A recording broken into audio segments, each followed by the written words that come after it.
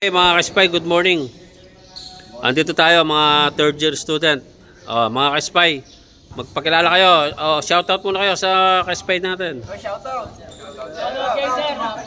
Sierra Live TV. Anong tanong nyo kay Sierra Live? Isang tanong lang po. Sino? Tatanong ko po yung kinat ko po sa inyo. Tanong mo. Ano po ba, ilang hours po ba yung maglalapse yung yung isang krimen pagka po hindi na report po ng mismong araw po. Halimbawa, anong krimen? Anong sinasabi mong krimen? Ha? Rape. Okay, mga ka-spy. Ang tanong po ni ka-spy Junel is ilang oras ang lapse bago kailangan ma-file o may report yung kaso, tama? Okay, sasagutin natin yan mga ka-spy. Okay mga ka-spy, sasagutin natin yung kanilang katanungan. Meron daw bang lapse or oras sa pagpapile ng kaso? Halimbawa daw yung kasong rape, anong oras o ilang oras bago mo dapat ito ma-file? So, may sinusunod po tayo dyan alituntunin.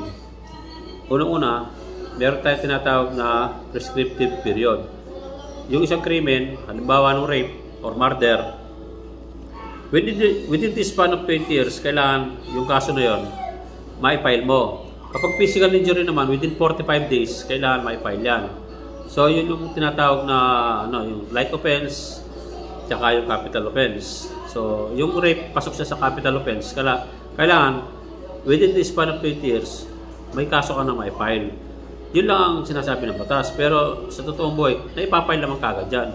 Ang tinatanong lang is, ilang oras ang limit para ma-file. Yun po ang oras na haba.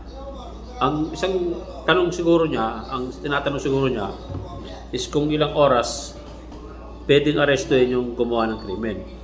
Sa kasong rape, sa reglementary period, meron po tayong 36 hours. Kailangan within 36 hours.